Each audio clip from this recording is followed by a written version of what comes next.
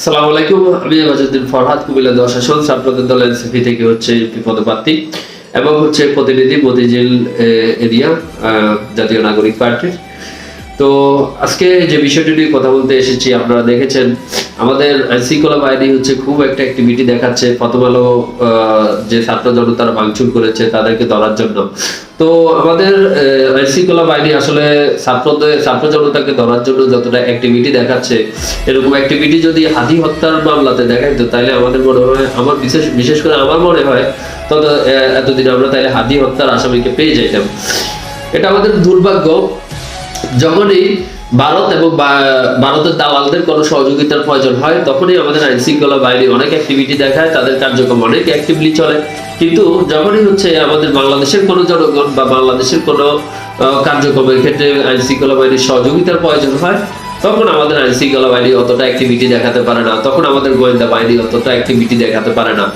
আপনারা দেখেছেন 5ই আগস্টের আগে যখন শেখ হাসিনা ক্ষমতায় ছিল তখন দেখা গেছে আমাদের আইন শৃঙ্খলা বাহিনী, গোয়েন্দা বাহিনী মনে করেন মাটির নিচ থেকে খুঁজে খুঁজে জামাতের লোকদেরকে বের করেছে, মাটির নিচ থেকে খুঁজে খুঁজে বিএনপির লোকদেরকে বের করেছে, মোবাইলের নেটওয়ার্ক ছাড়াই মনে করেন মাটির নিচ থেকে পর্যন্ত মনে করেন বিএনপির সাথে জড়িত, বিএনপির রাজনীতির সাথে জড়িত, জামাতের রাজনীতির সাথে জড়িত এরকম লোকদেরকে মাটির নিচ থেকে খুঁজে খুঁজে বের করেছে। কিন্তু আজকে 14 দিন হয়ে গেল হাদি হত্যার বিচার তো পাওয়াই যায় নাই। 14 দিন হয়ে গেল হাদি হত্যার যে আসামি, এই আসামিকে পর্যন্ত আমাদের গোয়েন্দা বাহিনীর খুঁজে পাচ্ছে না। যদিও তার ফটো আছে, যদিও তার অ্যাক্টিভিটি সবকিছু জানা আছে, তারপর তাকে তারা খুঁজে পাচ্ছে না। এই হচ্ছে তাদের অ্যাক্টিভিটি।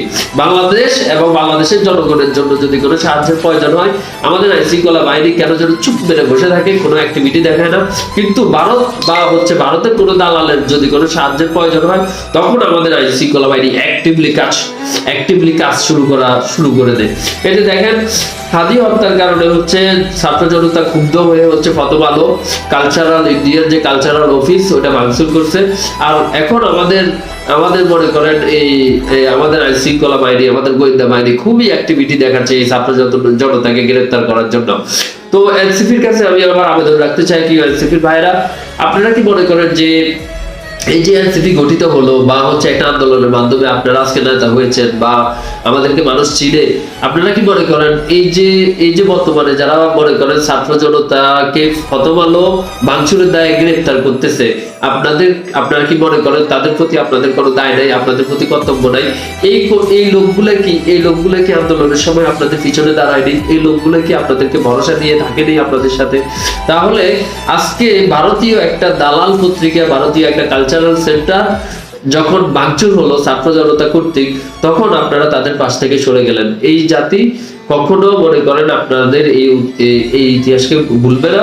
সুতরাং আপনারা যদি চান, আপনারা যদি অতীত থেকে শিক্ষা নিয়ে ভবিষ্যতে ভালো কিছু পাওয়ার আশা করতে চান, তাহলে আমি মনে করি এই মুহূর্তে যাদেরকে গ্রেফতার করা হয়েছে প্রথম আলো ভাঙচুরের দায়ে, যে সকল ছাত্র জনতাকে এই মুহূর্তে গ্রেফতার করা হচ্ছে ওদেরকে নিঃশর্তে মুক্তি দেওয়া উচিত এবং এনসিপির উচিত তাদের পাশে গিয়ে দাঁড়ানো। ইভেন বিএনপিরও উচিত তাদের পাশে গিয়ে দাঁড়ানো।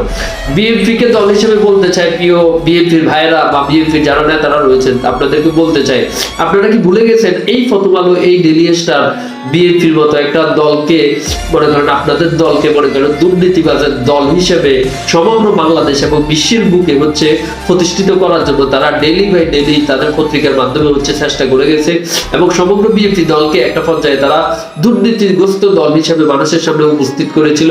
এবং এই যে বেগম জিয়া বছরের পর বছর মনে করেন জেলে বন্দী ছিল, এই সংবাদপত্রগুলোর অ্যাক্টিভিটি তখন কি ছিল?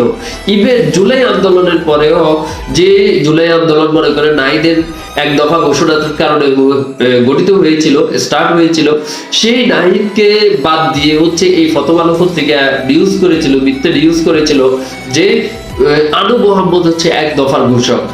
এই যে কালচারাল মিথ্যা সেন্টারগুলো, মিথ্যা সেন্টারগুলোর বিপরীতে বিক্ষুব্ধ ছাত্র জনতা এদেরকে যায় একটা উচিত শিক্ষা দিল, যেখানে এনসিপি এবং বিএনপির উচিত হচ্ছে এই ছাত্র জনতার পাশে দাঁড়ানো, সেখানে হচ্ছে এই বিএনপি এবং এই এনসিপি হচ্ছে ছাত্র জনতার পাশ থেকে সরে গেল এবং তারা পাশে দাঁড়ালো, তার পাশে এই প্রথম আলোর পাশে গিয়ে দাঁড়ালো।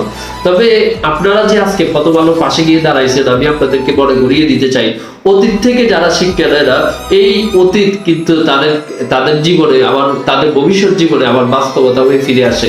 সুতরাং প্রথম আলো, ডেইলি স্টার আমাদের জন্য কি কি করেছে, এটা আমরা অতীত থেকে যদি আমরা শিক্ষা না নিই, তাহলে প্রথম আলো এই অতীতে যত নাটক করেছে এবং ডেইলি স্টার অতীতে যত নাটক করেছে, এই নাটকগুলো অবশ্যই তারা ভবিষ্যতে আবার করবে। আমি হেফাজউদ্দিন ফরহাদ আপনাদের সামনে এই কথাটা বলে বিদায় দিচ্ছি। সবাই ভালো থাকবেন। আল্লাহ হাফেজ।